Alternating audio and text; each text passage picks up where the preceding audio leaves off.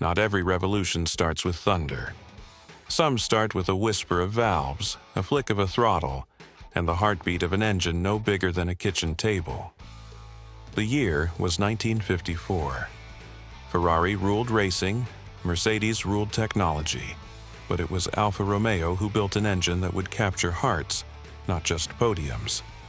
An engine so advanced, so beautifully balanced, that it turned everyday drivers into racers and humble coupes into legends. This is the story of the Alfa Romeo Twin-Cam 1300 and 1600, the engine that taught the world what driving passion really meant. In the ruins of post-war Italy, Alfa Romeo needed rebirth. The company had built aircraft engines and pre-war Grand Prix monsters, but what Italy craved now wasn't war or aristocracy, it was hope on four wheels. Engineer Giuseppe Busso, together with Orazio Satapuliga, envisioned a small-capacity engine that could bring racing DNA to the streets. Something refined, efficient, and soulful, a mechanical expression of la dolce vita. At a time when most car makers used iron blocks and push rods, Alfa Romeo went the opposite direction.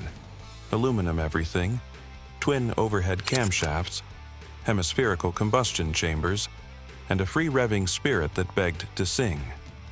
When the first 1.3-liter twin-cam roared to life, engineers didn't just hear power, they heard music. Launched in the Giulietta Sprint in 1954, the all-aluminum inline-4 was compact, light, and elegant. Every part of it reflected the artistry of its makers. The cam cover gleamed like jewelry. The carburetors hissed like wind instruments, and the timing chain whispered at idle like a watch crafted in Milan. It produced just 80 horsepower, modest on paper, but it weighed less than most motorcycle engines of its era. In a 900-kilogram coupe, it transformed how a road car could feel. Drivers didn't need massive power, they needed character. The way the revs climbed, smooth, linear, alive, made it feel like the engine was connected to your pulse. And soon, it became the blueprint for decades of performance engineering. Alfa Romeo couldn't resist bringing it to the track. In 1956, the Giulietta Sprint Veloce dominated its class in the Mille Miglia, the legendary 1,000-mile race across Italy.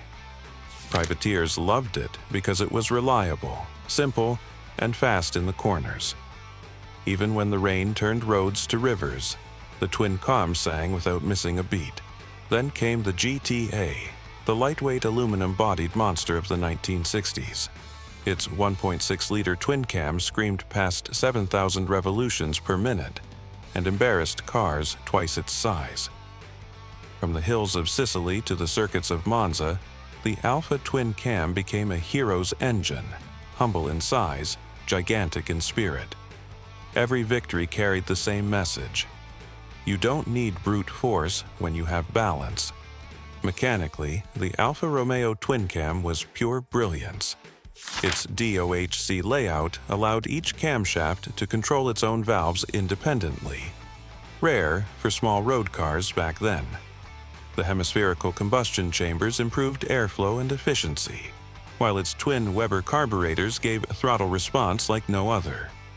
The block and head were made entirely of aluminum, a choice most manufacturers avoided due to cost and complexity. But Alfa cared less about profits and more about perfection. A 5-bearing crankshaft gave it smoothness. Cross-flow breathing made it rev freely, and the valve train, once set, could endure thousands of hard miles. It was a mechanic's dream and a driver's addiction, responsive, tunable, and intoxicatingly alive. Even decades later, restorers marvel at its design. It looked as beautiful bare on a workbench as it sounded under throttle. The Alfa Twin-Cam didn't just perform, it spoke. At idle, it whispered in syncopated rhythm, but climb past 3,000 RPM and it began to sing. A metallic snarl, light and crisp, layered with the breath of twin Webers inhaling life. Each gear shift was an invitation to dance, each corner a chance to feel Italian artistry through motion. While other sports cars roared or grunted, the Alfa serenaded. Drivers would often wind it out to the limiter not for speed, but simply to hear that voice one more time. It wasn't mechanical noise, it was emotional storytelling. By the mid-1960s, Alfa Romeo began enlarging the masterpiece. The 1.3 grew into 1.6, 1.8, and 2.0 liters, powering icons like the Giulia Sprint GT Veloce, the Spider Duetto, and later the GTV 2000. Each evolution brought more torque, more refinement, but never lost the soul of the original 1300. The 1600 was perhaps the sweetest balance of all. Nimble, eager, and impossibly smooth. In the right hands, it danced like a ballet of pistons. These engines powered generations of racers, rally drivers, and dreamers. From European hill climbs to California coastlines, they carried the sound of Italy to every corner of the world. And because Alfa Romeo engineered them so well, the Twin-Cam remained in production for nearly 40 years, from 1954 until the early 1990s. 4 decades of dominance built on one simple idea: emotion before efficiency.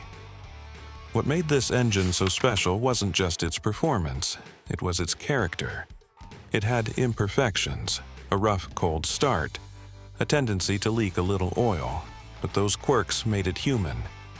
You didn't just drive an Alfa Romeo, you bonded with it. Owners spoke of talking to their engines, learning the exact sound of happy valves, the faint tick of timing chains. Every Alfa had a personality, mischievous, emotional, and alive. The Twin-Cam gave that personality a voice. It was Italy distilled into metal, beautiful, temperamental, passionate, and unforgettable. The Alfa Romeo Twin-Cam 1300 and 1600 didn't just define a brand, they influenced an entire industry. British and Japanese engineers studied it closely. Toyota's early Twin-Cam 1600s borrowed heavily from its design. So did Lotus, Fiat, and even BMW's race division. It proved that small displacement engines could deliver both performance and reliability.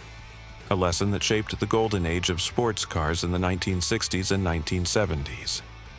Without the Alfa Twin-Cam, the world might never have seen cars like the Datsun 240Z, the Lotus Twin-Cam Elan, or even BMW's 2002 Ti. This little Italian heart didn't just power cars, it inspired nations.